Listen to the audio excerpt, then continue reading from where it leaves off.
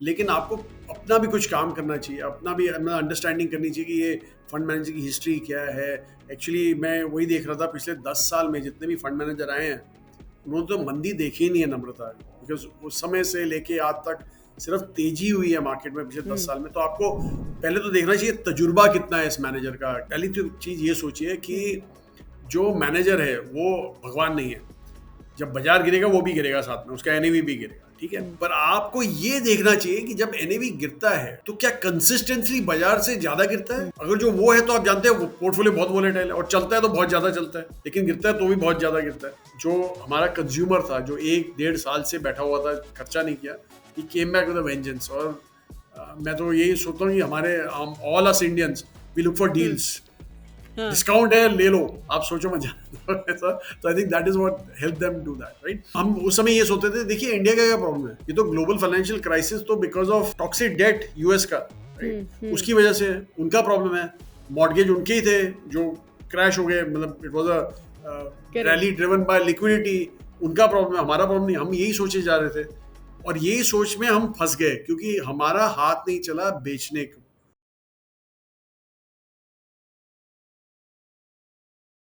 Hello friends, मेरा नाम नम्रता अरोरा है। Welcome back to mutual fund की बात। म्यूचुअल फंड की बात में हम ग्लोबल और Indian economic condition, commodity, stock market, mutual funds, इन सब के बारे में बात करते हैं। आज के शो में हमारे साथ है म्यूचुअल फंड इंडस्ट्री के एक well known personality mister Dinshaw Irani, जो हीलियोस कैपिटल इंडिया के सीईओ हैं। इससे पहले मिस्टर ईरानी आर्टेमिस एडवाइजर्स में एग्जीक्यूटिव डायरेक्टर थे। ये फर्म हीलियोस सिंगापुर के एक्सक्लूसिव रिसर्च एडवाइजर्स हैं और वहां उन्होंने 14 साल से ज्यादा काम किया। आर्टेमिस एडवाइजर्स में मिस्टर ईरानी ने रिसर्च प्रोसेस लीड किया, इंडस्ट्री आउटलुक और आइडिया जनरेशन से लेकर फाइनल रिकमेंडेशन तक। 2005 में आर्टेमिस ज्वाइन करने से पहले वो 2003 से 2004 के दौरान शेरखा में प्रिंसिपल पोर्टफोलियो मैनेजर थे, जहां उन्होंने portfolio management services division setup किया। उससे पहले मिस्टर ईरानी अलायंस कैपिटल के मुंबई ऑफिस में वाइस प्रेसिडेंट थे, एशियन इमर्जिंग मार्केट्स टीम के अंडर, जहां उन्होंने कंज्यूमर और फार्मास्यूटिकल सेक्टर्स कवर किए। अलायंस से पहले उन्होंने सन एफएनसी म्यूचुअल फंड और लॉयड सिक्योरिटीज के साथ भी काम किया था। उन्होंने कॉमर्स ऑनर्स में ग्रेजुएशन किया है और इंस्टीट्यूट ऑफ रूरल मैनेजमेंट आनंद से post graduate diploma in rural management वो होल्ड करते हैं। उनका टोटल इन्वेस्टिंग एक्सपीरियंस 31 ईयर्स का है।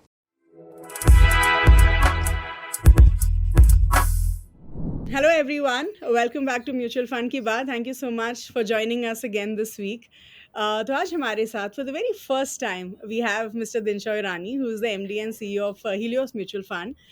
Dinshaw, thank you so much, अपना कीमती समय हमें देने के लिए, because I know कि you are extremely busy, so thank you so much, and welcome to Mutual Fund की बात for the very first time. So yeah, thank you. नम्रता, धन्यवाद आपका शो पर आपके आमंत्रित करने के लिए, and I am looking forward to this. Sure. So, Dinsha, we have a lot of questions for you, and हमारी जो इस हफ्ते की थीम है, so we just trying to understand कि किस तरीके के लोग एक्चुअली म्यूचुअल फंड्स में पैसा बनाते हैं। तो ऑफ कोर्स मेरे कुछ सवाल उसके अराउंड रहेंगे। हम अलग अलग कैटेगरीज के बारे में भी डिस्कस करेंगे, पोर्टफोलियो कंस्ट्रक्शन के बारे में भी डिस्कस करेंगे, end of course I think we're going to have a wonderful conversation.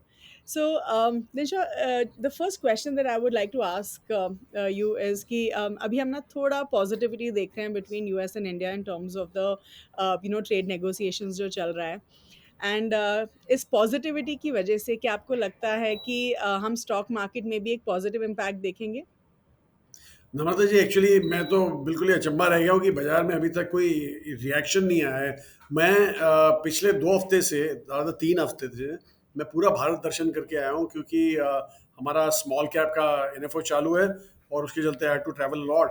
और मैंने एक चीज़ रियलाइज़ की है, जो रिटेल में स्केप्टिसिज्म है, मतलब जो नेगेटिविटी है वो इतनी ज़्यादा है, मतलब कोई भी बहाना लेके वो लोग इन्वेस्ट नहीं करना चाहते। क्योंकि एक जगह तो मुझे बोला गया वो यूएस का डेट, मैंने कहा यूएस का डेट आपको क्या लेना देना है, मतलब US is already dealing with, वहां पे रोज मार्केट न्यू हाइस पे जाते हैं और हमें उनके डेट की पड़ी है।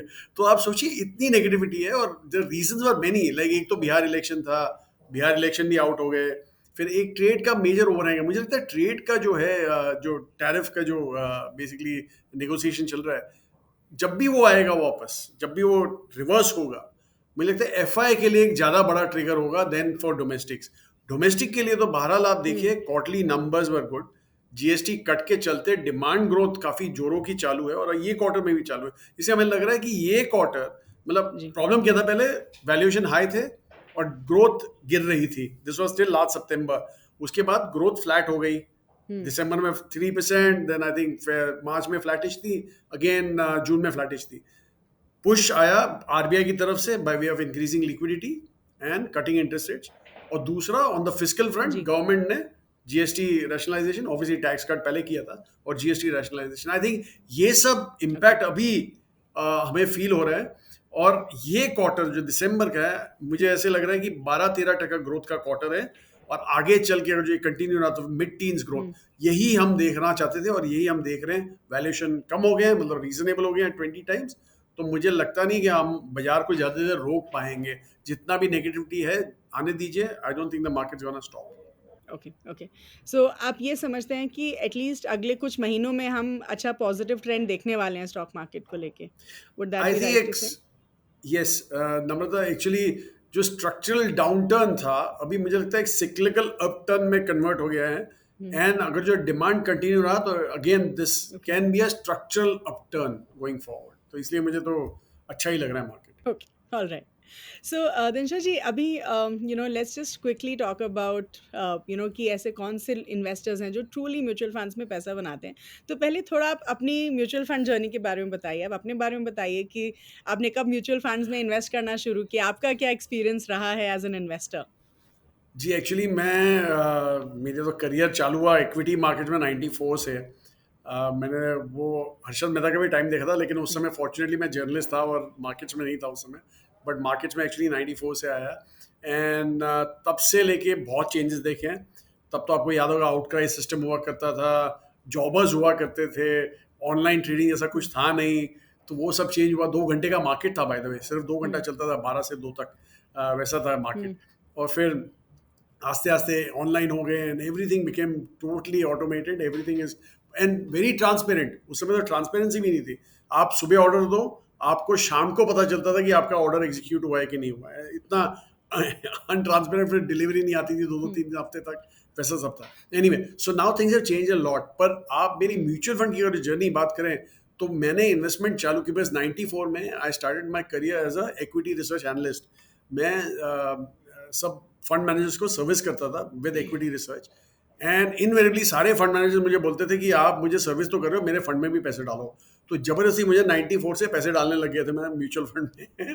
पर आप मानोगे, जो वेल्थ क्रिएशन मेरी इसमें बनी है इज अनपैरल्ड। अगर जो मैं एक स्टॉक लेके बैठा होता तो शायद शायद लकी होता तो इतनी बन जाती, लेकिन without having to do any brain work मेरी ये वेल्थ क्रिएशन हो गई बाय फोर्स एज सच। और मुझे तो आज की तारीख में ऐसा लगता है नम्रता कि this is the vehicle for any investor. क्योंकि अगर जो इन्वेस्टर के पास टाइम नहीं है, by the way okay, investment hobby के हिसाब से आप नहीं देख सकते। It has to be a full time career. हुँ, तो अगर ये फुल टाइम करियर नहीं हो सकता आपका, जी, तो better to come with professionals which is like us, mutual funds. So that's how I believe, and I am a जी, टोटल बिलीवर इन जी, दिस। और हमारी म्यूचुअल खुद की म्यूचुअल फंड की जर्नी की बात करें, तो हीलियोस एक्चुअली स्टार्टेड 2005 में हमने शुरू किया था। बाय द वे समीर और मैं जॉइंटली शुरू किए हीलियोस। लेकिन मैं समीर जी को 94 से जानता हूँ, समीर अरोड़ा जी को 94। उनका इंट्रोडक्शन तो चाहिए नहीं, सबको जी, पता उनके बारे में। और या, मैं उनके साथ जी, अलायंस कैपिटल में भी काम किया था 2000 से लेकर 2003 तक। हम दोनों साथ में क्विट किए और फिर हीलियोस चालू किए। लेकिन शुरुआत में हम सिर्फ हीलियोस में ऑफशोर फंड ही करते थे, मनी बाहर अब्रॉड में रेस करके इंडिया में इन्वेस्ट करते थे। और फिर बाद में जब 2000 में हमने अपना खुद का पीएमएस चालू किया, एएफ चालू किया, और फिर फाइनली म्यूचुअल फंड हमने अगस्त 2023 में हमें लाइसेंस मिला। और सबसे पहला जो हमारा इक्विटी फ्लैगशिप फंड है वो फ्लेक्सी कैप है। वो टचवुड अभी 5,000 करोड़ के पार हो गया है बिल्कुल ही उसका corpus. 21st largest mutual fund है। And in terms of performance, last 2 साल में, मतलब 2 साल का अभी उसका हिस्ट्री है, थर्ड रैंकिंग है out of 40 odd in terms of performance. सच ये आइकरा की रैंकिंग है हमारे लिए। So that which have done, we done very well, जी। Touchwood. So wonderful. Thank you Dinshaw ji. So now tell me कि जब हम इन्वेस्टमेंट्स की बात करते हैं, एंड यू सेड कि ये एक ऐसा व्हीकल है जिससे आपको बहुत ज़्यादा अनपैरेलल वेल्थ बनी है। सो प्लीज़ टेल अस कि किस तरीके के इन्वेस्टर्स होते हैं जिनको म्यूचुअल फंड्स में इन्वेस्ट करना चाहिए, या फिर म्यूचुअल फंड्स में आइडियली कौन पैसा बना सकता है? जी देखिए, एक तो ये होता है नम्रता के कंसिस्टेंसी चाहिए। आप ऐसा एक आपने अमाउंट डाला और फिर बैठ गए और फिर बाद में डर के निकल गए, अगर जो बाजार में करेक्शन आया तो उससे काम नहीं होता है। आपको कन्विक्शन होनी चाहिए, और आपको कन्विक्शन प्रॉब्ली तभी हो सकती है जब आप जी। थोड़ा खुद का काम करें। सी डिस्ट्रीब्यूटर तो हैं ही सारे मार्केट में जो आपको एडवाइस कर सकते हैं, लेकिन आपको अपना भी कुछ काम करना चाहिए, अपना भी अंडरस्टैंडिंग करनी चाहिए कि ये फंड मैनेजर की हिस्ट्री क्या है। एक्चुअली मैं वही देख रहा था, पिछले 10 साल में जितने भी फंड मैनेजर आए हैं उन्होंने तो मंदी देखी ही नहीं है नम्रता, बिकॉज उस समय से लेके आज तक सिर्फ तेजी हुई है मार्केट में पिछले 10 साल में। तो आपको पहले तो देखना चाहिए तजुर्बा कितना है इस मैनेजर का, क्या पहले 10 साल के पहले भी वो फंड मैनेजमेंट करते थे कि नहीं करते थे, तब जाके आपको लगेगा कि हाँ ठीक है, उतार चढ़ाव सब दिखा है मार्केट में, सिर्फ एक तरह का चढ़ाव ही नहीं देखा उन्होंने। तो वो पहली चीज होती है। फिर दूसरा ये देखना पड़ता है कि जी। कैसे कंसिस्टेंटली वो अपना पोर्टफोलियो चर्न करते रहते हैं, मतलब रेगुलरली चर्न करते हैं कि नहीं करते। और उससे हमें जी। शाइन नहीं, मतलब उससे हमें ऐसा ऐसा नहीं लगना चाहिए कि क्यों कर रहे हैं वो चर्न। मैनेजर तभी चर्न करता है जब उसको वैल्यूएशन हाई दिखती है, या उसको पता चलता है कि अपना मैंने जो स्टॉक लिया था वो मैं गलती कर दी है और मुझे बाहर निकलना है। करते हैं सब फंड मैनेजर, गलती करते हैं, ऐसा नहीं होता कि सब में पैसा बनता है, कहीं कहीं में जी। टूटता भी है उनका। तो इसलिए ये सब आपको खुद देख के करना पड़ता है, और जो ये एफर्ट डाल सके वो मैं बता रहा हूँ कभी लूज नहीं करेगा म्यूचुअल फंड में। और जैसे मैंने बोला कि आप अगर जो सोच रहे हैं कि पार्ट टाइम आपकी हॉबी है इन्वेस्टमेंट, तो वो उसमें तो आपका बकायदा पैसे टूटने वाला है। फुल टाइम एफर्ट चाहिए होता है इन्वेस्टमेंट में, इसीलिए आप अगर जो आपके पास टाइम नहीं है उतना, तो आप किसी प्रोफेशनल फंड मैनेजर को दीजिए। और दूसरा चीज ये चेक कीजिए कि वो जब चर्न करता है तो एनएवी ग्रोथ आती है कि एनएवी डी ग्रोथ आती है। अगर जो रेगुलर चर्न करके एनएवी ग्रो करता है तो ओके। वही अच्छा कुशल फंड मैनेजर कहलाएगा। एक्चुअली ये नम्रता जी क्यों बोल रहा हूँ मैं, क्योंकि जब मैंने हमारा म्यूचुअल फंड आया ओके। था तो काफ़ी डिस्ट्रीब्यूटर हमें सवाल पूछते थे कि रिडीम कब करना चाहिए। तो हमने बोला देखिए, अगर जो मैनेजर आपके बिहाफ पे हम्म।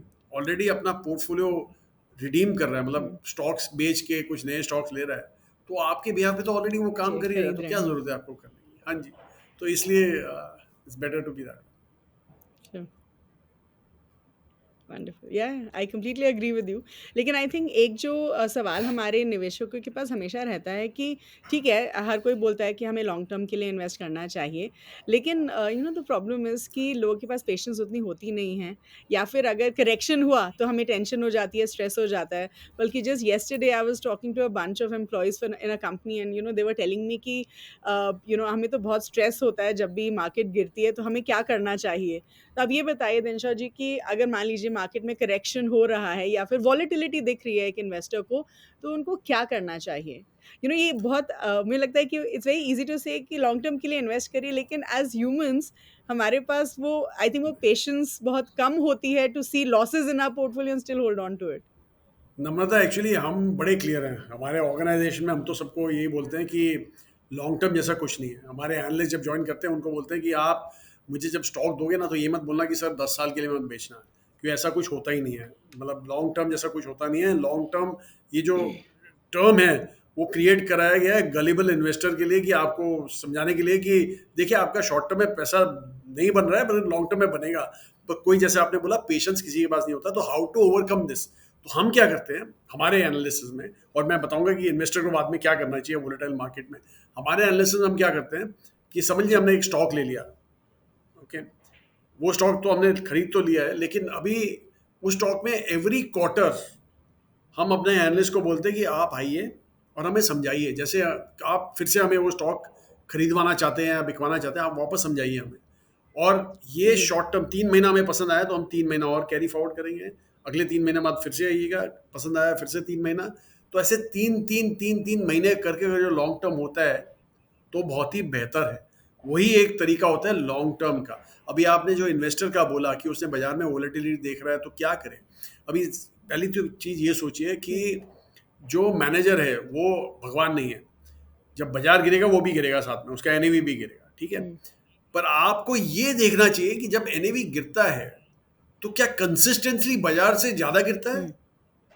अगर जो वो है तो आप जानते हैं वो पोर्टफोलियो बहुत वोलेटाइल है, और चलता है तो बहुत ज़्यादा चलता है, लेकिन गिरता है तो भी बहुत ज़्यादा गिरता है। तो वो करेक्ट। आपको फिर संभल के रहना पड़ेगा उस मैनेजर से कि ये तो बहुत ही करेक्ट। वोलेटाइल है, गिरते बाजार में पूरा जो मेरा गेन है वो पूरा ले जाता है। तो आपको ये देखना पड़ेगा कि जब बाजार हुँ। गिरता है तो ये क्या कम गिरता है या बाजार के साथ गिरते हैं, और जब चलता है तो क्या बाजार से ज़्यादा चलते हैं या बाजार के साथ चलते हैं। वही एक बहुत बढ़िया मैनेजर होता है। और उसी को आपको देखना चाहिए कि वॉलेटिलिटी के टाइम जब ऐसे होता है, फॉल आता है, तो आप उल्टा घबराने की जगह थोड़ा और इन्वेस्ट कीजिए यहाँ पे, क्योंकि आप जानते हैं जब बाजार टर्न होगा ओके। तो बेटर रहेगा। और बाय द वे एक बहुत ही बढ़िया टर्म हमारे म्यूचुअल फंड इंडस्ट्री में है, वो है systematic investment plan, SIP। I think वही बेस्ट तरीका होता है to overcome this volatility. Time time पे अपने हिसाब से डालते रहिए, जो भी आपको ऐसा लगे कि ये इतना अमाउंट मैं एवरी वीक या एवरी मंथ या एवरी फोर्टनाइट में डाल सकता हूँ विदाउट फीलिंग अ पिंच, वो अमाउंट आप साइड में कर दीजिए। मैं इतना तो बता ही सकता हूँ आपको कि सेविंग्स रेट से ज़्यादा रिटर्न आपको मिल जाएंगे। आपके सेविंग्स में से अच्छा यहाँ पे रहेगा, थोड़ा उतार चढ़ाव होगा, बट लॉन्गर टर्म में उससे बेटर ही रिटर्न मिलेंगे। बिकॉज इक्विटी एक्चुअली आप देखिए globally is the asset class which gives the best returns compare to all other asset classes. एक एक फेज में ऐसे होता है कि कभी गोल्ड आउट परफॉर्म कर गया, जी। कभी रियल एस्टेट आउट परफॉर्म कर गया, बट वो एक फेज जी। होता है। लॉन्गर टर्म अगर जो आपको देखना है तो इक्विटी तो बिल्कुल ही कोई उसका पैरल नहीं है। और दूसरा, इंडियन इक्विटी, जब हम जी। हमारी इकोनॉमी 6-6.5%, बाय द वे विकसित भारत का 47 का टारगेट थी तो 8% है, पर मैं कह रहा हूँ छोड़िए 8% नहीं चाहिए हमें, 6-6.5% भी अगर जो हम ग्रो करने वाले हैं तो जी। हमारा इक्विटी मार्केट तो कसम 10-1% तो आराम से ग्रो कर सकता है। तो इसलिए, और वो भी मैं रियल, 6 रियल, आप अगर जो नॉमिनल लेंगे तो 10-1% ग्रोथ आ सकती है आपकी आ जाएंगे। In terms of GDP। तो obviously equity market has to do better than that, so that. Okay. Now with so much conviction in equity market Dinsha ji, and आप बोल रहे हैं कि इक्विटी एक ऐसा असेट क्लास है जो आपको लॉन्ग टर्म में बहुत अच्छा पैसा बना के दे सकता है, राइट? सो आप ये बताइए कि एक म्यूचुअल फंड इन्वेस्टर को अपना पोर्टफोलियो कैसे डिज़ाइन करना चाहिए कि वो लॉन्ग टर्म में वो वेल्थ एक्चुअल में देख पाए? बिकॉज लेट्स एक्सेप्ट इट कि बहुत सारे फंड्स हैं, राइट? एंड बहुत सारी कैटेगरीज हैं, तो एक इन्वेस्टर को अपने पोर्टफोलियो में किस कैटेगरी या कैसे डिज़ाइन करना चाहिए to get the best out of mutual funds? जी देखिए, एक्चुअली आप अगर जो म्यूचुअल फंड देखें तो काफ़ी चॉइसेस होते हैं यहाँ पे। फ्लेक्सी कैप जी। हो गया, mid cap, large cap, small cap, multi cap, large and mid cap, ऐसे सब काफ़ी ऐसे फंड्स हैं। हमें ऐसे लगता है कि हर एक का एक रिस्क टेकिंग एबिलिटी होता है, और उसकी जी। रिस्क टेकिंग एबिलिटी के हिसाब से आपको खुद का पोर्टफोलियो खुद डिज़ाइन करना पड़ेगा। जैसे मैं तो फुली रिस्क लेने को तैयार हूँ, मैं तो एकदम बिल्कुल ही, तो मेरा 100% इक्विटी में डला हुआ है। मैं डेट में बिलीव ही नहीं करता। सिर्फ जो अच्छा। डे टू डे रिक्वायरमेंट्स है वही मेरी डेट में पड़ी होती है, बाकी सारा मेरा इक्विटी में डला होता है। और इक्विटी में भी जी। मैं कहता हूँ कि आपको जब डिसाइड करना है, अगर समझिए आपको रिस्क नहीं लेना लाइफ में, आप बोले नहीं मुझे थोड़ा साइड में रखना है अपने रिटायरमेंट के लिए वगैरह ये सब के लिए, तो आप 20-30% आप रख लीजिए डेट में, okay, long okay. Term debt जो भी आपको लगे। लेकिन जो बाकी का आपके पास 60-70% रह गया, वो जी। एटलीस्ट आप फ्लेक्सी कैप में डालिए। क्योंकि फ्लेक्सी कैप अगर जो मैनेजर बराबर मैनेज करता है, नॉर्मली आप देखिए फ्लेक्सी कैप्स काफ़ी हद तक आपको देखना पड़ेगा, खुद ही देखना पड़ेगा कि ये फ्लेक्सी कैप एक्चुअली फ्लेक्सी है कि नहीं। फ्लेक्सी इन द सेंस कि जब बाजार तेजी लग रही है तो क्या लार्ज कैप कम हो हुँ। जाते हैं उसमें और मिड एंड स्मॉल में ज़्यादा हुँ। एक्सपोजर होता है। और जब बाजार थोड़ा डाइसी लग रहा है, आपको थोड़ा हुँ। घबराहट लग रहा है, तो लार्ज कैप बढ़ गए हैं और मिड एंड स्मॉल, ऐसा आपको जी। देखना पड़ेगा। तो एक पोर्शन मेजर आपका फ्लेक्सी कैप में जाना चाहिए, दूसरा पोर्शन आपका लार्ज एंड मिड में होना चाहिए, बिकॉज मिड कैप में ही आपको ग्रोथ दिखेगा। लार्ज एंड मिड एक सेफ्टी बना देगा आपके लिए। और अगर जो आपकी रिस्क टेकिंग एबिलिटी बहुत ज़्यादा है तो स्मॉल कैप का भी एलोकेशन होना चाहिए। मेरे हिसाब से तो हर एक पोर्टफोलियो में 10 से 15% स्मॉल कैप में और मिड कैप में और 10 से 15% होना चाहिए। तो ऐसे करके आपका पोर्टफोलियो बनना चाहिए। अगर जो 100 का बना रहे हैं तो आपको 15-1% स्मॉल कैप, 15-1% मिड कैप, तो आपके 30 वहाँ निकल गए। और जो 70 रह गए उसमें से आप शायद 60 डाल दीजिए, 60 नहीं मतलब सॉरी 50 डाल दीजिए इसमें और 20 डाल दीजिए इसमें, लार्ज एंड मिड में। This is how the mix should be, okay. And optimise यहीं पे होता है यहाँ पे। ओके। तो हमने देखा है आप जो आप पोर्टफोलियो बता रहे हैं उसमें बैलेंस के लिए डोंट यू थिंक थोड़ा हाइब्रिड्स भी होना चाहिए, जस्ट आउट ऑफ क्यूरियोसिटी? वो आप खुद ही कर जस्ट रहे आउट हैं, ऑफ। क्योंकि नहीं नहीं वो आप खुद ही हाइब्रिड, आप खुद ही बैलेंस कर दिए क्योंकि आपने एक डेट में डाल दिया है। मेरे हिसाब से अच्छा। अगर जो कोई इन्वेस्टर जिसको जी। डेट से ज्यादा रिटर्न लेना है और हुँ। इक्विटी से कम चाहिए, उसके लिए हाइब्रिड बेस्ट व्हीकल है। वो आपको जी। 11-12% रिटर्न दे देगा शायद, अगर जो अच्छी तरह, शायद, येस। बाय द वे। हाँ, अ गुड क्योंकि both may be, market yeah. Also has to go, market yeah. Has to go, okay, yeah. ऊपर बाजार ऊपर या। मेजर अंडरलाइंग वही होता है कि मार्केट को ऊपर जाना चाहिए, तो वो आपके डेट को बीट कर देगा पर इक्विटी को बीट नहीं करना चाहेगा। जो आपका इंटरेस्ट रेट 6% है तो आपको 8-9 दे देगा, लेकिन अगर जो आपका इंटरेस्ट रेट 2-3% हो गया तो वो आपको 4-5 ही देगा, ज्यादा नहीं देगा। वैसे ही होता है, पर आपका बाजार उससे ज्यादा ही रिटर्न देता है, क्योंकि बाजार, मार्केट, इक्विटी मार्केट हमेशा इन्वर्स होता है इंटरेस्ट रेट के। जब इंटरेस्ट रेट गिरता है तो हमारा मार्केट जोरों का चलता है, जब इंटरेस्ट रेट बढ़ता है तो हमारा मार्केट गिरता है। तो my feeling is rising interest rate में अगर जो आपको करना है तो बैफ कर लीजिए, लेकिन जब गिर रहा है तो ऑब्वियसली बैलेंस एडवांटेज, हाइब्रिड वगैरह छोड़ दीजिए, आप सीधा इक्विटी में आ जाइए। और अभी सिनेरियो यही है कि इंटरेस्ट रेट्स कम हो रहे हैं। जी, ओके। सो आपने बोला कि हमारे पोर्टफोलियो का 15 से 20% स्मॉल कैप्स में होना चाहिए। So let's talk a little bit about small cap funds. So please tell us कि स्मॉल कैप फंड्स में आपका जो स्मॉल कैप फंड का अभी एनएफओ चल रहा है, तो उसमें ऐसी क्या यूनिक स्ट्रैटेजीज़ हैं जो आप फॉलो कर रहे हैं for you to generate returns for the investors, और उसमें पोर्टफोलियो प्रोटेक्शन के लिए क्या किया जा रहा है? सो नम्रता, मैं एक चीज़ बता दूं, हमारा एक्चुअली यूनिक ये होता है कि जो हमारी फिलॉसफी है इन्वेस्टमेंट करने, और वो हमें हर एक चीज़ में मदद की है। जी, एक्चुअली हमारा मिड कैप फंड, हमें अप्रूवल मिला था शायद अगस्त लास्ट ईयर में मिल गया था, अगस्त में ही मिला था शायद लास्ट ईयर। हमने लॉन्च नहीं किया वो फंड, हमने फाइनली लॉन्च किया फरवरी में, February of this year, this year. 2025 में। आप सोचिए अगस्त 24 में किया होता तो आज मुझे कितनी गालियां पड़ रही होती मेरे इन्वेस्टर से। और ये सब मेरी फिलॉसफी का हिसाब है, मैं बताऊंगा, वो आपको समझाऊंगा। पर जब फेब में चालू किया हमने तो हमारे को फ्लोज ही नहीं थे, क्योंकि इन्वेस्टर हमेशा घबरा जाता है, उसे इतना डाउन देखा मार्केट तो ही वॉजंट रेडी। तो जिसने भी इन्वेस्ट किया उसका रिटर्न तो बहुत ही बढ़िया हुआ है अभी तक, मतलब 31% रिटर्न हमने दे दिया है फ्रॉम मार्च ऑनवर्ड। जब मार्च एक्चुअली पहला एनएवी आया था तब से अब तक। And by the way it's the by far the number one mid cap fund. ICRA की rating, again not my rating, ICRA की रेटिंग है। अभी क्या यूनिक है हमारा इसमें? यूनिक ये है कि हमारी जो फिलॉसफी है, इन्वेस्टमेंट फिलॉसफी, जिसको हम एलिमिनेशन इन्वेस्टिंग कहते हैं नम्रता, और वो इतनी यूनिक है कि हमने उसका ट्रेडमार्क किया है इस टर्म को, एलिमिनेशन इन्वेस्टिंग को। एक्चुअली ये लाइफ की फिलॉसफी है। और जो मैं आपको पूछूं कि आप कैसे बताएंगे कि ये आदमी भला है, अच्छा है, तो आप शायद यही बोले कि ये आदमी अच्छा है क्योंकि वो कभी चोरी नहीं किया, कभी उसने कभी पाप बुरी नहीं चीजें किया, नहीं कभी करी। सारी बुरी चीजें आप बोलेंगे कि ये बुरी चीजें नहीं कर रहा है, तो बुरा ना हो वही भला है। हमारे में भी, आप True. मार्केट में भी मानिए, मार्केट में भी पता है आपको क्या बुरा है। आप जानते हैं वैल्यूएशन, हाई वैल्यूएशंस बुरे हैं। जी, आपकी इंडस्ट्रियां क्योंकि काफ़ी बुरी हैं, सिक्लिकल इंडस्ट्रियां काफ़ी बुरी रहती हैं। आपको पता है कॉर्पोरेट गवर्नेंस खराब है तो खराब है, मैनेजमेंट खराब है तो खराब है, इंडस्ट्री थीम खराब है तो खराब है। अभी ये सब खराब खराब सोच के हम जब रिजेक्ट करते हैं, हमारे पास ऐसे बाद में 8 ऐसे पैरामीटर्स हैं ऑन विच वी रिजेक्ट।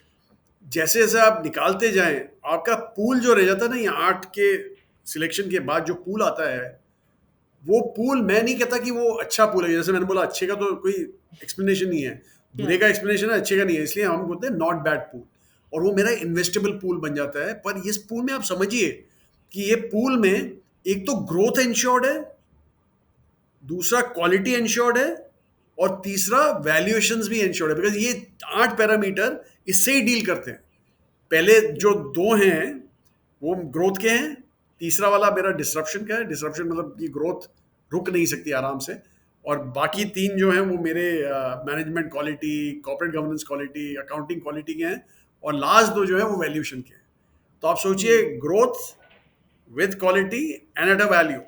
अभी इसकी ब्यूटी क्या है? Growth at a value, growth quality eight value, growth and quality eight value. उसकी ब्यूटी ये होती है कि जब मार्केट गिरता है तो ये कम गिरते हैं क्योंकि क्वालिटी है, पर जब चलता है तो ये मार्केट से ज्यादा चलता है क्योंकि ग्रोथ है और एट अ वैल्यू है। लाइक मैं सबको ये एग्जांपल देता हूँ कि मैं ग्रोथ, और मुझे जो वैल्यू चाहिए होता, क्वालिटी चाहिए होती, सॉरी, तो मैं शायद एक लीवर लेता, नेस्ले लेता, क्योंकि वो गिरते नहीं है, गिरते बाजार में जी, कम गिरते हैं। लेकिन जब बाजार चलता है, वो तो काफी कम चलते हैं बाजार से, तो आप दोनों साइड मार खाते हैं, मतलब एक साइड कमा लेते हैं, दूसरी साइड मार खाते हैं, ठीक है। तो मार्केट इसलिए करेक्ट। आपको ये चाहिए होता है। तो ये जो है वो हमारी ये फिलॉसफी इंश्योर करती है। और स्मॉल कैप में नम्रता सबसे ज्यादा जो मैनेजर है वो कैरीड अवे हो जाता है ग्रोथ देख के। वो सोचता है कि 30% ग्रोथ आ रही है, 50 का पी है, अगले साल तो ये 50 का पी 35 हो जाएगा, 30% ग्रोथ है, लेकिन वो ये नहीं सोचता है कि अगले साल ग्रोथ आएगा, उसके बाद के साल शायद आ जाए अगले साल, पर उसके बाद के साल में आएगा कि नहीं, कंसिस्टेंसी कैसे होगी? कंसिस्टेंसी तभी हो सकती है जब आपको समझ आई कि इंडस्ट्री कैसी है, आपको Yeah. पता है कि मैनेजमेंट अच्छी है, तभी आप जानते हो कि ये जो ग्रोथ की बात हो रही है वो कंसिस्टेंट ग्रोथ होने वाली है। तो वहाँ पे हमारी जो फिलॉसफी है दैट प्रोटेक्ट्स अस, और इसीलिए आप हमारा पोर्टफोलियो देख के खोल के देख लीजिए, काफ़ी क्वालिटी नेम्स होते हैं। और Hmm. In fact Hmm. मेरे फ्लेक्सी कैप में जो मेरा फ्लैगशिप फंड है उसमें तो पहले Hmm. 10 स्टॉक्स में ही, टॉप 10 स्टॉक्स में, वो 5,000 करोड़ का फंड है, 5,300 करोड़ का एक्चुअली, पर जी. उसके टॉप 10 स्टॉक्स में आपको काफ़ी स्मॉल कैप दिखेंगे, क्योंकि हमारा कन्विक्शन ऐसे आता है। तो वैसे शायद ही आपको किसी और फ्लेक्सी कैप में ऐसा मिले, इतना एग्रेसिव बेट्स Yeah. जो हम लेते हैं वैसे। Yeah. Yeah. तो Yeah. वैसे Yeah. Okay. Okay, sure. So, okay, let me ask you this one more interesting question. और ये बहुत बार पूछा जाता है कि मान लीजिए मैंने एक फंड में इन्वेस्ट किया, लेकिन अब वो उतना अच्छा नहीं कर रहा है, राइट? जब मैंने इन्वेस्ट किया था तो I looked at multiple parameters and I was very convinced कि नहीं, ये अच्छा फंड है, इसमें इन्वेस्ट करना चाहिए and all of that, right? लेकिन अब वो फंड उतना अच्छा नहीं कर रहा है। So how do I as an investor understand कि ये फंड कब टर्न अराउंड करेगा, राइट? तो जनरली हर फंड टर्न अराउंड करता है, मुझे लगता है वो थोड़ा, we just need to understand कि वो कब टर्न अराउंड करता है। तो आप दिनशा जी हमें ये समझाइए, with so much experience that you have in this space, कि हाउ डू वी नो कि एक फंड ने टर्न अराउंड किया है, एंड एज एन इन्वेस्टर मैं कैसे वो पेशेंस के साथ इन्वेस्टेड रहूं, या फिर अगर अच्छा नहीं कर रहा है तो मुझे निकाल के कहीं और इन्वेस्ट करना चाहिए? नमस्ते जी, इसीलिए हम बोलते हैं कि past performance is no guarantee of any future returns, ठीक है? वो हमारा ऑफ तकिया कोर्स। कलम रहता है म्यूचुअल फंड का। और दूसरा एक और चीज़ आपने बोला कि हर फंड परफॉर्म करता है, वो भी एक्चुअली, आप ब्रोकन क्लॉक थ्योरी आपको पता है, उसमें उसमें भी बोलते हैं कि ब्रोकन क्लॉक, और जो घड़ी हम्म। टूटी हुई है आपकी, वो भी दिन में 2 बार हम्म। आपको राइट टाइम दिखाती है। सही तो सही समय आप दिखाती है। सही समय दिखाती है, तो आप कभी करेक्ट। ऐसे डिपेंड नहीं कर सकते, आपको देखना पड़ता है। तो जैसे हमारा तो, हम तो यही सोचते हैं कि अगर जो मैनेजर अच्छा है ना, तो अपनी गलती कबूल कर लेगा, बोलेगा देखिए जी। ठीक है, गलती हो गई, मेरा अंडर परफॉर्मेंस हो रहा है, मैं क्या करूँ अभी, चेंज क्या करूँ? तो वो अगर जो प्रोएक्टिव मैनेजर है, तभी जाके वो रिवर्सल आता है हमारे ऐसा हमारा भी, बाय द वे आप देखिए, ये मैं, तो हमारा जो म्यूचुअल फंड है उसका तो 2 साल का हिस्ट्री है, लेकिन हमारा जो ऑफशोर फंड है उसका तो 20 साल की हिस्ट्री है हमारे पास। और वो 20 साल में कितने चेंजेस किए होंगे हमने, क्योंकि 2008 में हमने लेसन सीखा, फिर 2011 में फिर से लेसन सीखा, तो ये सब लेसन सीख सीख के आप तजुर्बा पाते हैं। और उसमें क्या होता है कि जब लेसन सीखो तो ये होता है कि आप गलती कबूल कर लो कि मार्केट भगवान है, भाव भगवान है, उससे आप आर्ग्यू नहीं कर सकते हो, आप नहीं बोल सकते कि कितनी गलत भाव है, जी। पर मुझे लग रहा है ये भाव होना चाहिए, क्योंकि इतने सारे लोग डिसाइड कर रहे हैं उस भाव को, so you can not alone be there, so वो ईगो आपको गल्प डाउन करना पड़ेगा। और दूसरा, जैसे मैंने बोला कि अगर जो मैनेजर प्रोएक्टिवली चेंज करे जा रहा है अपना पोर्टफोलियो, व्हेन ही नोज कि जी, गलती हो गई, चलो जी चेंज एग्जैक्टली। करो, तो इसलिए तो 2-3 महीने यहाँ वहाँ हो सकते हैं किसी भी मैनेजर के, बट या। बियॉन्ड दैट अगर जो वो नहीं चेंज हो रहा है, खड़ा बैठा हुआ है अपना स्टॉक्स लेके, फिर भी 3-4 महीने और निकल गए, तो I think it's time to move out. ये सब आपको खुद ही देखना पड़ेगा। और ऑब्वियसली अगर जो पेडिग्रीड मैनेजर है, जैसे आपने बोला पास में बहुत अच्छा किया हुआ है, और अनलेस फंड मैनेजर चेंज हुआ है तो बात अलग है, लेकिन अगर सेम मैनेजर था, आई कैन बेट यू कि अगर जो उसने पास में अच्छा किया तो ऑब्वियसली आगे चल के वो वापस चेंजेस करेगा और फिर will come back on track.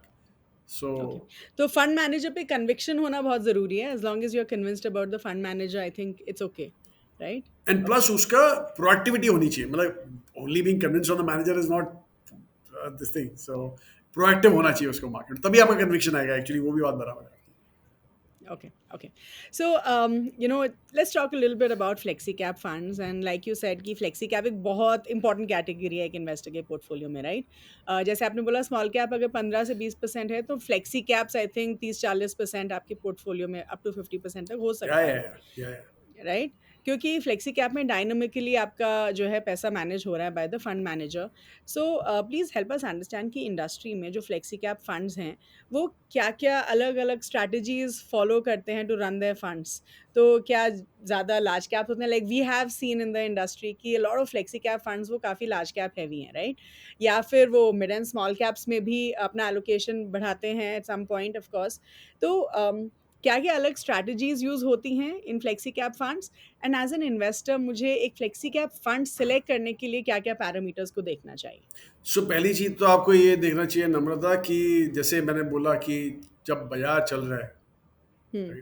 Best idea, मैं अगर जो एक छोटा सा एग्जांपल दूं, सितंबर में, सितंबर 2024, आप लास्ट सारे ईयर। Flexi okay. कैप ले लीजिए, देखिए उनमें कितने लार्ज कैप हुआ करते थे। जी। और फिर जब बाजार टर्न हुआ, which hmm. Was probably March and April of this year, तब आप देखिए उतने कितने लार्ज कैप बच गए, कितना चेंज किया, क्या किया। हम्म। अगर जो वो मैनेजर उसी लार्ज कैप पे बैठा हुआ है, तो आपको पता है कि नहीं, वो तो लेगेसी इशू था, मैं 70% लार्ज कैप है तो 70% लार्ज कैप ही लेके बैठा हुआ है। और अगर जो चेंज किया उसने अप्रैल मई में जाके अपने लार्ज कैप कम करके मिड और स्मॉल में एक्सपोजर लिया है, then you know that is a real good manager. तो ये एक्सरसाइज तो बड़ी सिंपल है, आप सीधा पोर्टफोलियो खोल के आप देख सकते हैं खुद। तो ये जी। फ्लेक्सी कैप की होल रीजनिंग यही है कि आप चलते बाजार में आपके पास बीटा हाई होना चाहिए, बीटा ऑफ द पोर्टफोलियो, जी। बीटा मतलब आपका आपका fund should perform better than the better index, than the market. या with the market index whatever underlying NSE 500 index है सब फ्लेक्सी कैप्स का, तो उससे बेटर होना चाहिए, उसका बीटा हायर होना चाहिए, तो बोलते हैं हाई जी। बीटा, मतलब beta is higher, right. By the way correct. NSE 500 का बीटा विल बी 1, तो 1.1 1.2 ऐसे होना चाहिए। पर जब बाजार गिर रहा है, कि हम्म। आपको कम गिरना है बाजार से, तो आपका बीटा 1 से कम होना चाहिए। उसके चलते क्या करोगे आप सारे लार्ज कैप अपने भर लोगे पोर्टफोलियो में, कि मेरा हम्म। जो लार्ज कैप है वो लो बीटा, लो अल्फा भी होता है कभी कभी, लो बीटा रहेगा, और जो मिड और स्मॉल है वो हाई अल्फा है, हाई बीटा हाई जी। अल्फा, ठीक है। तो वो आपको मिक्स एंड मैच करके आपको देखना पड़ेगा। तो वो अगर जी। जो कोई मैनेजर प्रोएक्टिवली कर रहा है, तो you hmm. No that is a very good manager. तो इसलिए आई सजेस्ट कि आप, ये एक्सरसाइज तो बहुत ही फ्रेश है, तो वो फ्रेश एक्सरसाइज करके देख लीजिए कि किसका क्या है, कहाँ पे है। आई एम श्योर Sure. हमारा नाम आएगा Okay. उभर के वहाँ पे। Okay. just a little bit for my viewers. Alpha का मतलब होता है कि आपका फंड मार्केट के कंपैरिजन में कितना बेटर रिटर्न्स दे रहा है, better. And beta is the risk parameter which tells you कि अगर मार्केट का बीटा 1 है तो मेरे फंड का बीटा अगर उससे ज़्यादा है तो ज़्यादा मार्केट से ज़्यादा रिस्की है, नहीं तो कम risky. That is what it means, just for everyone to understand. All right. So Disha ji, let's talk a little bit about IPOs now, क्योंकि ऐसे बहुत सारे इन्वेस्टर्स होते हैं जिनको आईपीओज में इन्वेस्ट करना अच्छा लगता है, और ऐसे भी बहुत इन्वेस्टर्स होते हैं जो आईपीओज में इन्वेस्ट नहीं करते हैं।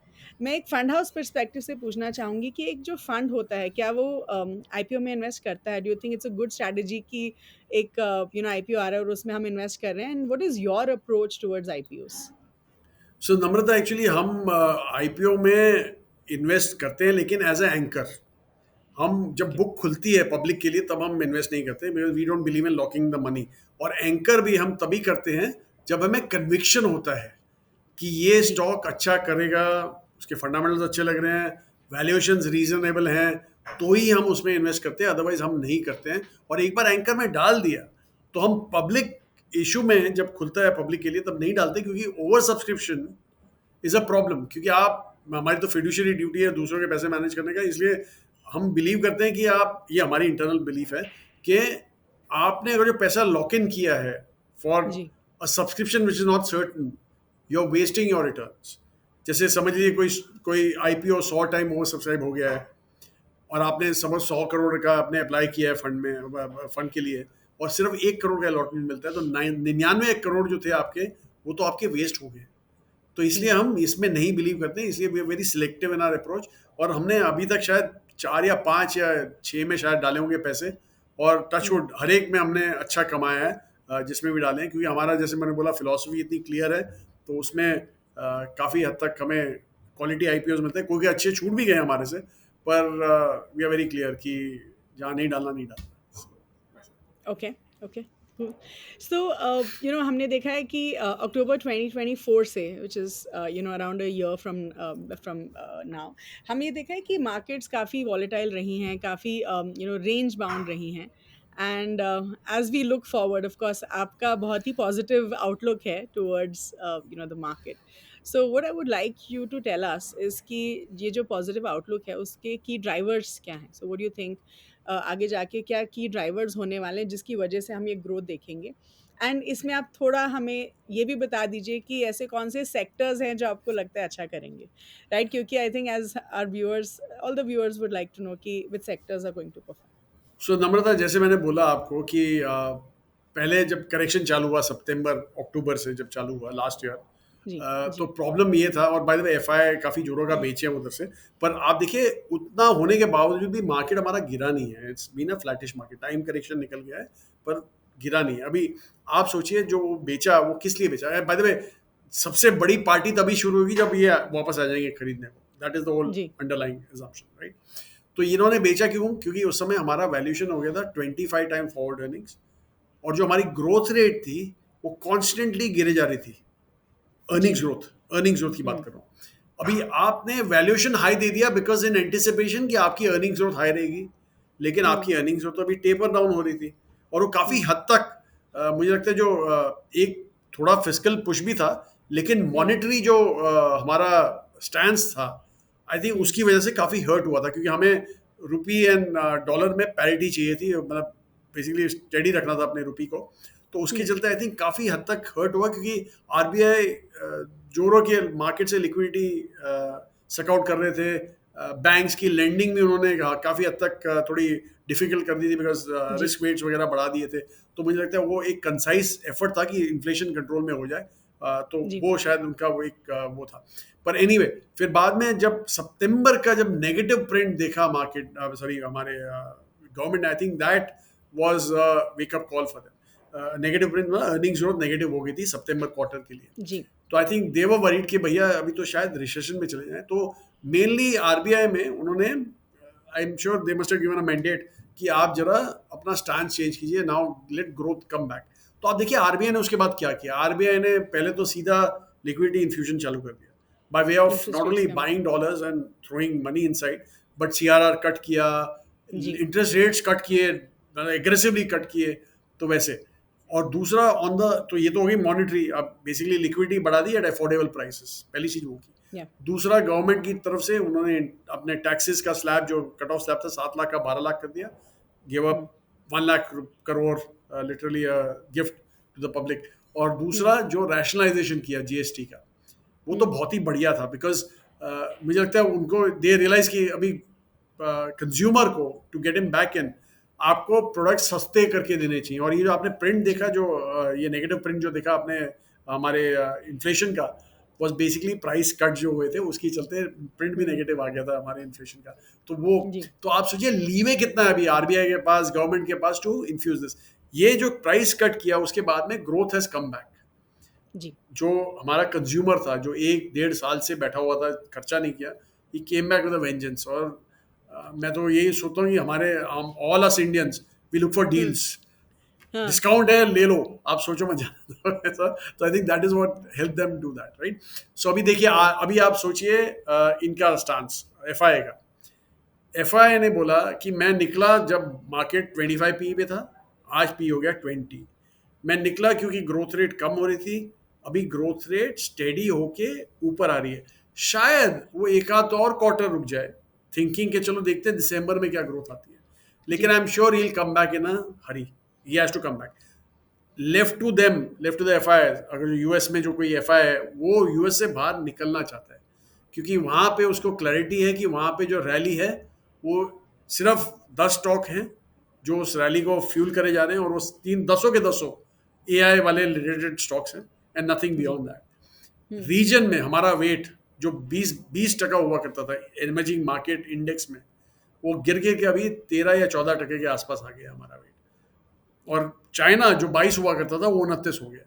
तो आप सोचिए इतना बड़ा वेट करेक्शन, अंडर परफॉर्मेंस हमारी एमएससीआई इंडिया की as compared to MSCI emerging markets is at 28%, historic high मैंने तो कभी देखी नहीं। और पीक में बाय द वे 30 हो गई थी अभी, पर जी इतना हाई मैं तो 30 साल से हूँ इस मार्केट में, मैंने इतनी अंडर परफॉर्मेंस कभी देखे नहीं है। 3 डेकेडल अंडर परफॉर्मेंस है हमारी ये वाली। तो matter of time before this reverses. और जो आपने बोला कौन से सेक्टर्स, आई थिंक कंजम्पशन जो है वो एक गिवन है, वो तो बहुत ही बढ़िया विनर होगा, क्योंकि आप अगर जो आप आज के लेबर फोर्स की अगर जो बात करें, हमारे लेबर फोर्स की अराउंड 29% लेबर फोर्स जो हमारी, और ये बात है लेबर फोर्स की इसलिए बात कर रहा हूँ कि वही है जो कंज्यूमर्स होंगे आगे चल के, राइट? या 29% लेबर फोर्स जो है, जो वो है प्री मिलेनियल लेबर फोर्स, मतलब 80s के पहले वाले बॉर्न हैं। एंड थैंकफुली, क्योंकि मैं भी प्री 80s वाला हूँ, एंड थैंकफुली व्हाई, बिकॉज हमें एक स्टेपल डाइट पे बड़ा किया गया था कि आप पाँव उतने ही पसारे जितनी चादर लंबी हो, या तो क्या बूंद बूंद से घड़ा बनता है, मतलब या सेविंग्स करो, बोरो मत करो, और हम्म बोरो करने पर बड़ा पाप है, ऐसा ऐसा ऐसा हम्म दिमाग में घुसाया गया था हम्म हमारे। हम्म तो इसलिए हमारा उतना ही खर्चा करते थे जितना कमाते थे। हम्म आप बाद की जनरेशन की बात करें, मिलेनियंस की बात करें या जनरेशन जी की बात करें, these guys are very aggressive, और अब तो अल्फा आ गया, वो तो बात ही अलग है उन लोगों की। हम्म पर ये लोग इतने एग्रेसिव है कि आप कॉलेज से निकले नहीं कि उनको बोरो करके बाइक चाहिए, कार्ड पे उन्होंने जाके कुछ और ले लिया है वैसा। तो आप सोचिए वेलोसिटी ऑफ मनी कितनी बढ़ गई है हमारी। तो वैसा अब मैं एक्चुअली मैं इनके साथ बैठा था आज, एक्स चेयरमैन ऑफ एसबीआई के साथ बैठे थे हम। तो उन्होंने हमें एक बहुत बढ़िया चीज़ बताई। उन्होंने बोला जब कोविड के पहले हमारा money supply was 36 lakh crore system में, हम्म आज भी 38 लाख करोड़ है। पर आप देखिए जीडीपी कितना बढ़ गया है, उसके या बावजूद सिर्फ 2 लाख करोड़ से बड़ा है मनी सप्लाई। क्यों? क्योंकि अभी मनी का मायने ही नहीं रह गया। आप ऑनलाइन पेमेंट्स करते हैं, आप बिल्कुल वेब पेमेंट्स करते हैं, कार्ड पेमेंट्स करते हैं। तो ये जो है ना, इसके चलते कंजम्पशन में भी फिनोमिनल। और दुखी दूसरा, ये जो नए एज के वो हैं, like female participation has increase in jobs. Bye the वे एक चीज मैं बता दूं, जहां पे भी लेडीज जब काम करती है, जिस हाउस होल्ड में काम, मतलब they bring in the money, that house hold, and it's a proven fact कि वो हाउस होल्ड ज्यादा ब्रांड कॉन्शियस होता है फॉर सम रीजन। हम ओके मेन लोग सस्ता है ले लो, हमारा ये होता है, पर हम्म वो होते हैं हम्म क्वालिटी, प्राइस क्वालिटी रिलेशनशिप, तो उनमें होती है। राइट तो एनीवे तो वो क्वालिटी आ जाती है। फिर आप सोचिए अनऑर्गेनाइज का टू ऑर्गेनाइज शिफ्ट, ये सब अगर जो आप देखेंगे, it's gonna be a massive multiplier to consumption. तो इसलिए consumption is a given. Second sector जो है वो है जो ये कंजम्पशन को फ्यूल करेगा, which is okay banking and financial services. ये वाला दूसरा सेक्टर है जो इसको फ्यूल करेगा, वो भी बहुत ही बढ़िया है आगे चल के। और तीसरा जो हमें बहुत पसंद है, विच आई थिंक एक डिफरेंशिएटर है इंडिया का, इज आर प्लेटफॉर्म कंपनीज जो ओके ऑनलाइन प्रोवाइड करती हैं। मतलब सारी तो अच्छी नहीं है, कभी कोई थोड़ी ऑनलाइन के नाम से बेच भी देते हैं आपको, लेकिन आपको देखना पड़ेगा ये एक्चुअल कौन है, ये बेनिफिशियरीज। ये जो है जनरेशन, जो पोस्ट 80s की जनरेशन है, वो सारी ऑनलाइन जनरेशन है। तो ये जो स्टॉक्स हैं ऑनलाइन वाले, वो बहुत ही बढ़िया करेंगे आगे चल के। एंड आई थिंक यही एक प्लेटफॉर्म कंपनी जो हम वर्ल्ड को एज अ डिफरेंशिएटर प्रोवाइड करते हैं। तो ये तीन sector I think will be out and out outlier for us. Okay Okay. And since I asked you this question, and of course, ये हम थोड़ा पहले भी डिस्कस कर चुके हैं the beginning of our conversation कि एज इन्वेस्टर्स ऐसी कौन सी आजकल आप गलतियां देख रहे हैं जो इन्वेस्टर्स कर रहे हैं, राइट? क्योंकि वॉलीटिलिटी है थोड़ी बहुत, but not to that extent. But please tell us sir कि अभी आप ऐसा क्या बिहेवियरल गलतियां देख रहे हैं जो इन्वेस्टर्स कर रहे हैं, and how can an investor protect himself from emotional decision making? क्योंकि इवेंचुअली अगर हमें वेल्थ क्रिएट करना है तो आई थिंक सबसे इम्पॉर्टेंट चीज़ जो है वो है psychological patience. So you saying कि इमोशनली मुझे अपने आप को ये समझ के रखना है कि कुछ भी हो जाए, शुड स्टे इन्वेस्टेड। तो आप प्लीज़ टेल अस कि एक इन्वेस्टर से कैसे प्रोटेक्ट कर सकता है from making these wrong emotional decisions? See देखिए, पहली चीज तो don't get carried away by news, sound bites, मतलब जो आपको न्यूज़ नहीं, sound bites rather more than anything else. क्योंकि इतने नेगेटिव्स, जैसे मैंने बोला, मैं जब ट्रैवल कर रहा था तो क्या क्या मैंने सुना। मैं जैसे आपको बोला, एक तो अमेरिकन डेट की बात हो रही थी, जो इतने सालों से चले आ रहा है, कोई नई बात नहीं है वहाँ जी पे। और उनका खुद का मार्केट न्यू हाइस टच करता है रोज। तो कहाँ उनको पड़ी नहीं अपने डेट की। दूसरा था बिहार इलेक्शन, जो वन साइडेड थे, बिल्कुल ही जीत गए बीजेपी। पर यही सोचती कि बीजेपी हार जाएगी, मैं एनडीए हार जाएगी और बीजेपी की जरा पलड़ा कम हो जाएगा, वीक हो जाएगा। वो तो बहुत ही या बढ़िया हो गया, वो ठीक हो गया। तीसरा जो मैंने सुना था वो ये था कि जियो पॉलिटिकल टेंशन। अभी जियो पॉलिटिकल टेंशन जो थी वो हो गई, आगे चल के किसी को नहीं चाहिए। तो मैं बता रहा हूँ कि ये सब जो खबरें होती हैं, जो आती हैं, वो बॉटम में ही आती हैं। कि या नीचे में ही आपको ऐसे लगता है कि अरे पूरा गिर गया, बाजार गया अभी काम से। तो मुझे लगता है ये सब पहले तो आपको बिल्कुल ही डिस्पैशनेट तरीके से आपको सोचना पड़ेगा कि क्यों क्यों ये गलत है, या तो क्यों ये सही है। ऐसे करके आपको खुद को ही रीजनिंग करनी पड़ेगी। मैं कुछ भी बोलूँ आपके समझ में नहीं आएगी, आपको खुद अपने जी आप को कन्विंस करना पड़ेगा।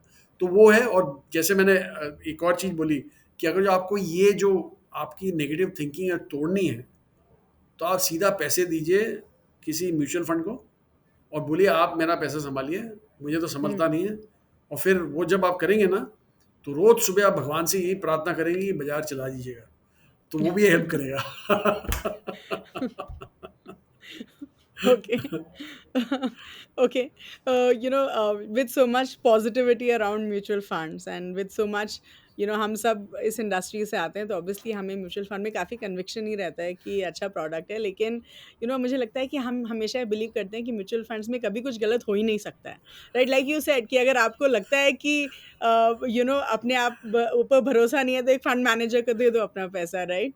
Why do you think we believe that कि म्यूचुअल फंड्स में कभी कुछ गलत नहीं हो सकता नहीं, है? नहीं, If so, होता why? है। नहीं, नम्रता होता है। मैंने वो भी आपको समझा दिया, पहले भी समझा दिया कि कैसे आपको ये भी अपना जो गलती है वो सुधारनी है, और आपको ही जी, खुद करना पड़ेगा, एनालिसिस करके खुद ही देखना पड़ेगा कि मैनेजर की हिस्ट्री क्या है, पास्ट में कितना काम किया हुआ है, मतलब एज़ इन जी, कितने सालों से उन्होंने देखा है।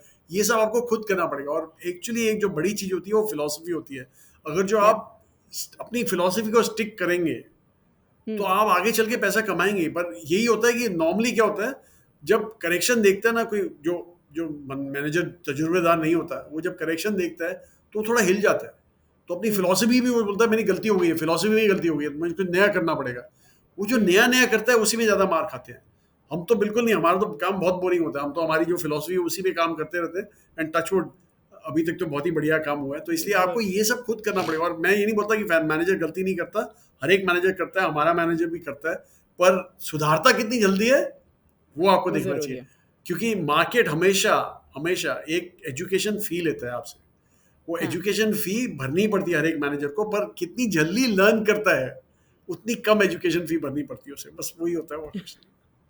Okay, alright, just one last question before we end this particular conversation, and ये हम सबसे पूछते हैं कि आपने ऐसी क्या गलतियाँ करी हैं इन योर इन्वेस्टमेंट जर्नी जो आपको लगता है कि शायद नहीं करता तो life would have been better or investments would have been better, and what are some of the learnings that you would like to pass on to our viewers? सो एक बहुत बड़ी हमने जो हमारी गलती सुधारी थी वो थी 2008 में। वो फॉर्चुनेटली तब हमारे पास पब्लिक पैसा नहीं था, तो हम सिर्फ हमारे ऑफशोर क्लाइंट्स का पैसा करते थे, तो उनका ही पैसा हमने तोड़ा, मतलब इन द सेंस इंडिया में इन्वेस्ट हो गया था वो पैसा, और वो पैसा आधा हो गया था, आधा तो नहीं होता, गिर गया था।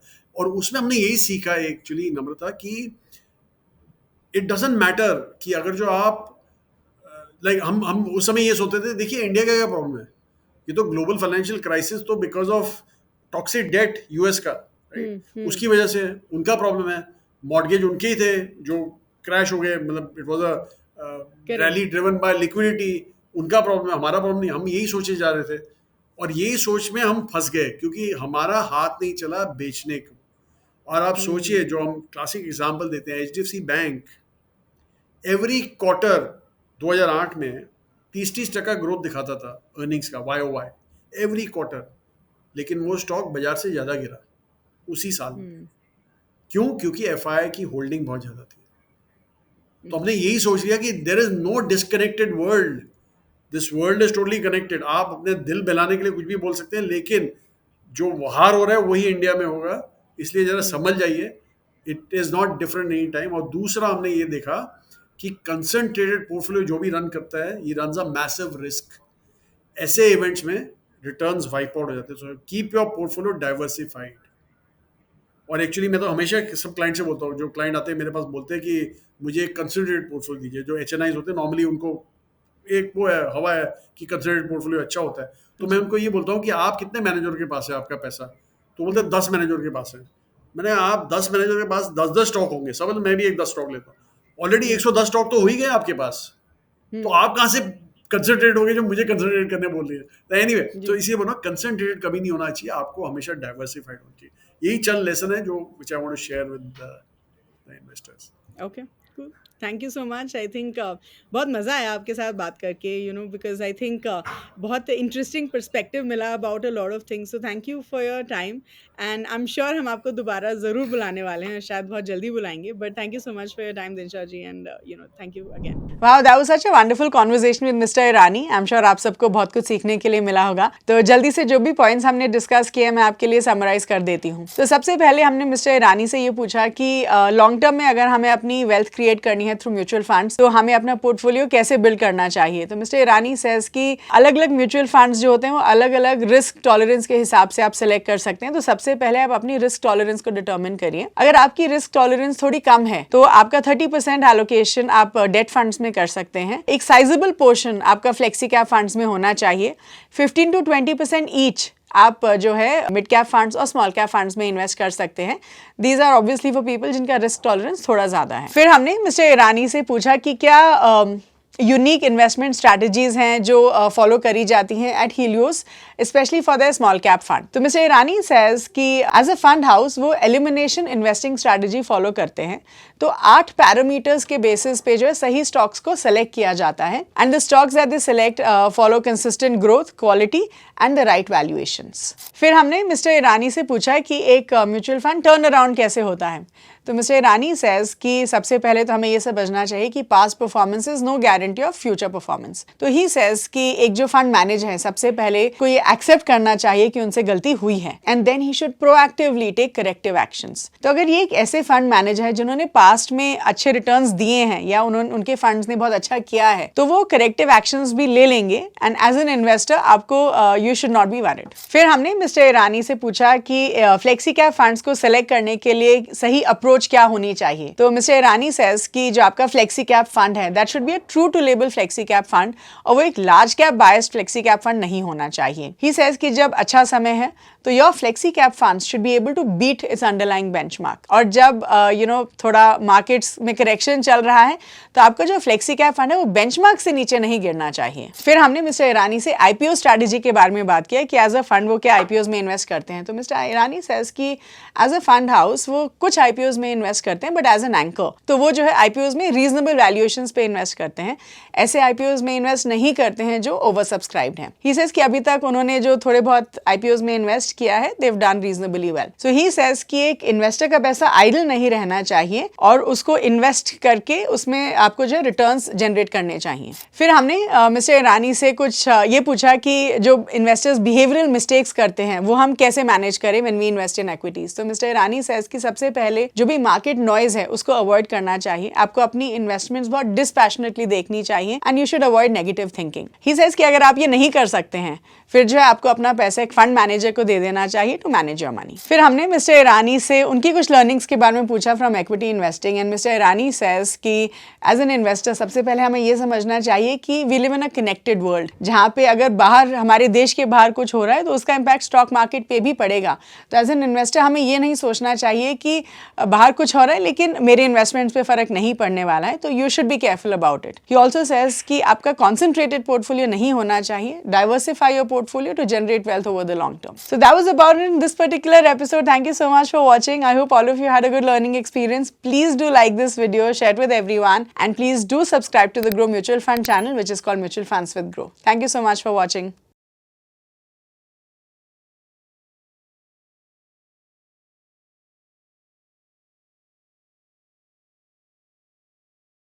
Mutual fund investments are subject to market risks. Read all scheme-related documents carefully.